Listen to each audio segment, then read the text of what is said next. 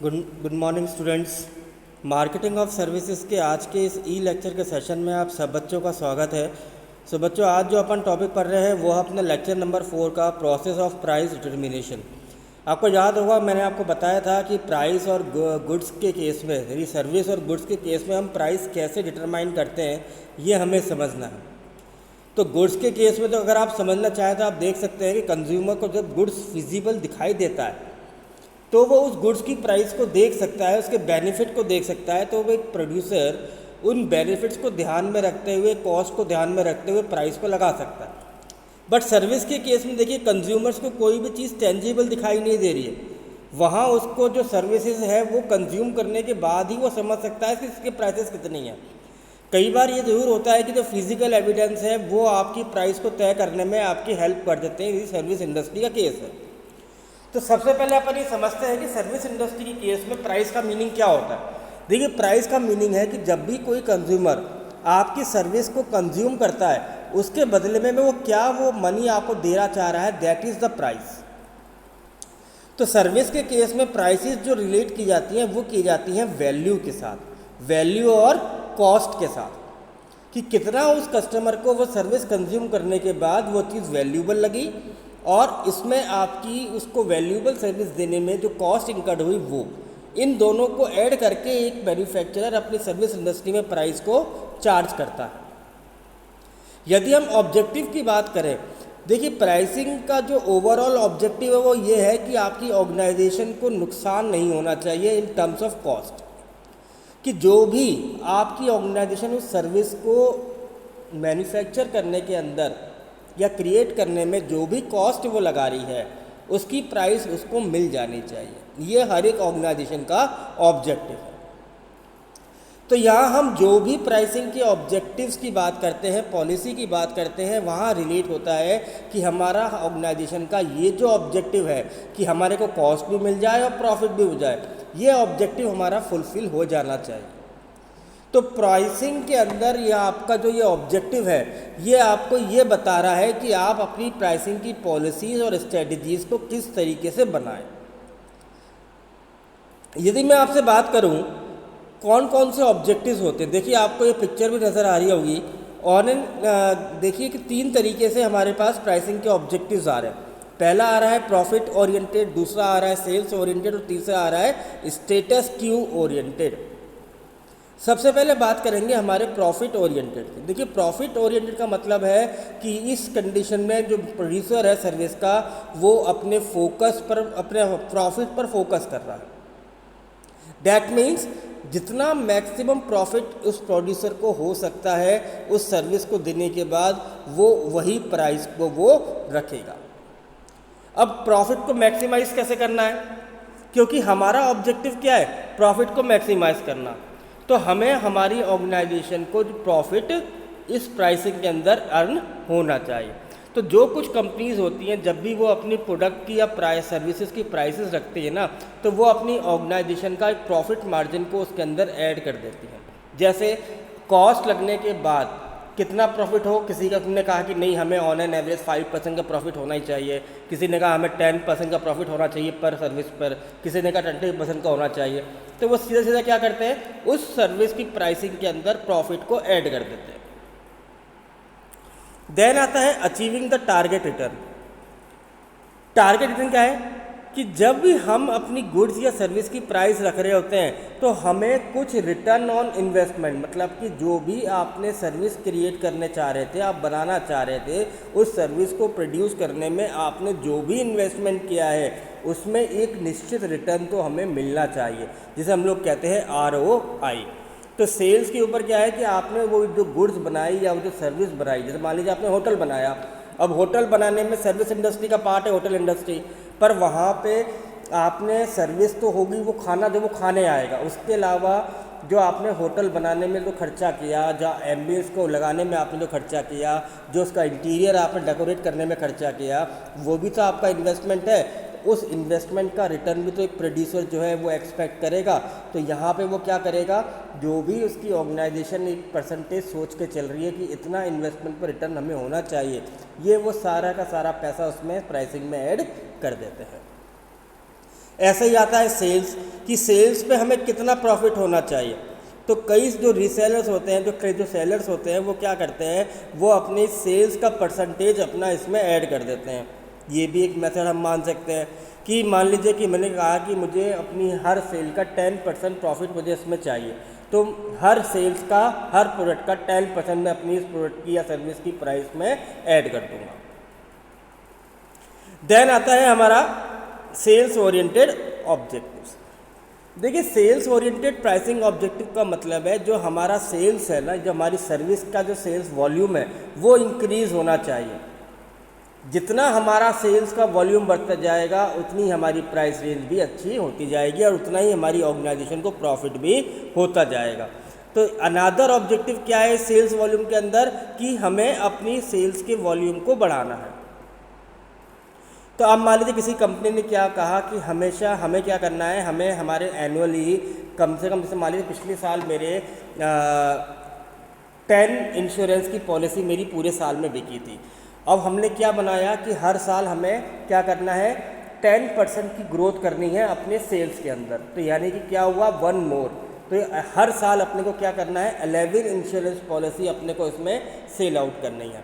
तो ये हमारा क्या है, सेल्स वॉल्यूम, हमें सेल्स को बढ़ाना है और इस सेल्स के साथ साथ हम अपनी प्राइस को इंकर कर सकते हैं। तो यहाँ पे हम ये नहीं कह रहे कि कोई कंपनी सिर्फ सेल्स को बढ़ाएगी तो प्रॉफिट छोड़ देगी, नहीं, वो प्रॉफिट भी ऐड करेगी और सेल्स के वॉल्यूम को भी अपना प्रॉफिट ऐड करेगी। ऑर्गेनाइजेशन कई बार देखिए क्या सोच के चलती है कि जितना आपका सेल्स वॉल्यूम हायर होगा ना, उतनी आपकी कंपनी की जो कॉस्ट है, पर यूनिट कॉस्ट, वो रिड्यूस होती चली जाएगी। यदि आप हर साल सेल्स को वॉल्यूम को बढ़ाते चल रहे हैं तो आपकी कॉस्ट जो है, पर यूनिट कॉस्ट, वो रिड्यूस होती चली जाएगी और आपकी ऑर्गेनाइजेशन को प्रॉफिट अर्न होता चला जाएगा। इसलिए कंपनीज क्या करती हैं, वो अपने सेल्स के वॉल्यूम को इंक्रीज़ करना भी अपना एक ऑब्जेक्टिव मानती हैं जब वो प्राइसिंग को तय कर रही होती है। फिर होता है मार्केट शेयर। देखिए, कुछ कंपनीज ये भी कहती हैं कि हमारा जो मार्केट शेयर है वो भी हमें इंक्रीज़ करना होता है इन consider the pricing strategy.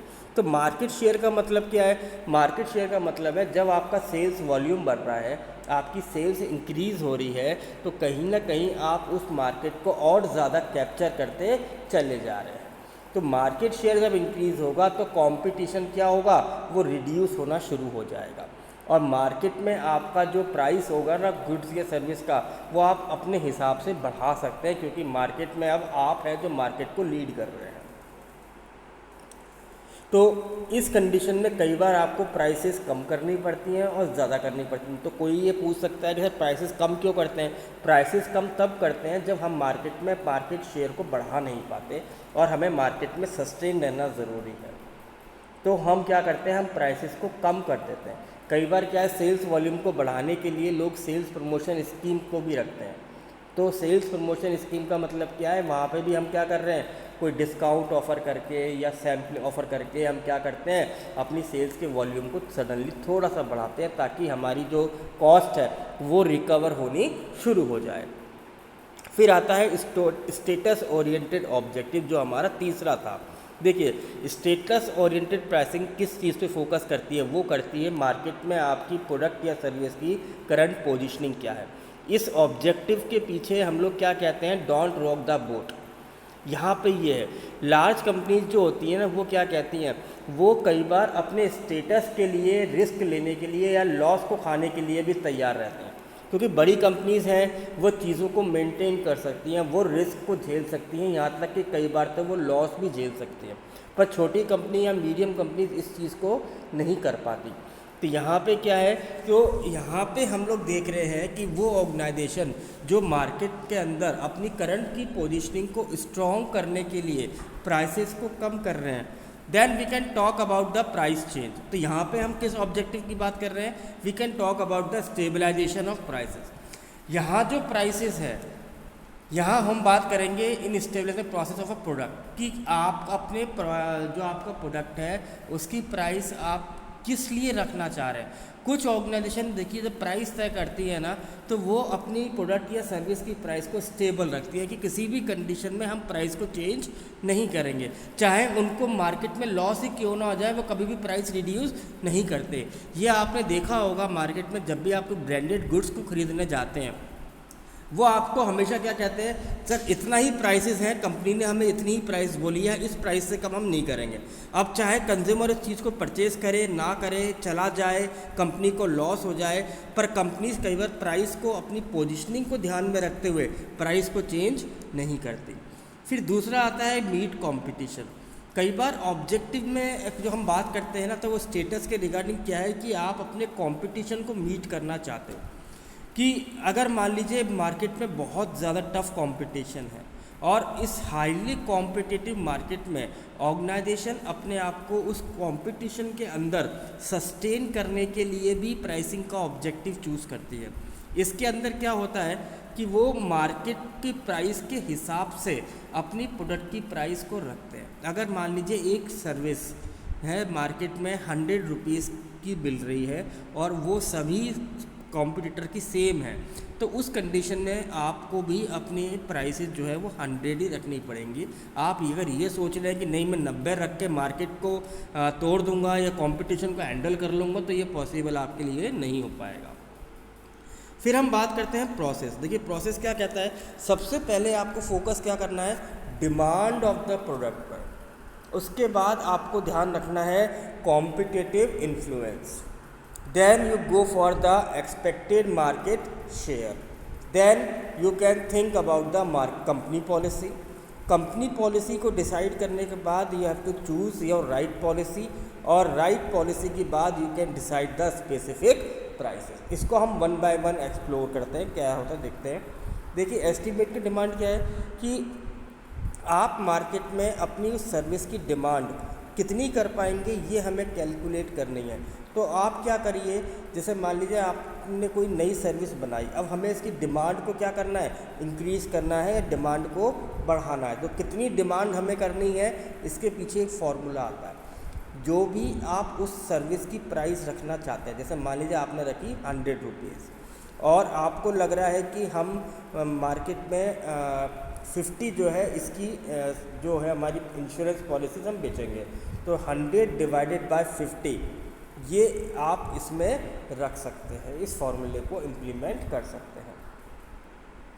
Then आता है आपका एंटिसिपेट द कॉम्पिटिटिव इन्फ्लुएंस। यहाँ पे कंपनी क्या करती है, वो करंट के अंदर प्रेजेंट में जो भी आपके पोटेंशियल कस्टमर कॉम्पिटिटर नज़र आते हैं ना, उनको देखती है और ये देखते हैं कि आने वाले समय में कितना हमें और कॉम्पिटिटर फेस करना पड़ सकता है। तो यहाँ पे हम अपने इस कंपटीशन के बेसिस पे अपनी प्राइस को रखेंगे।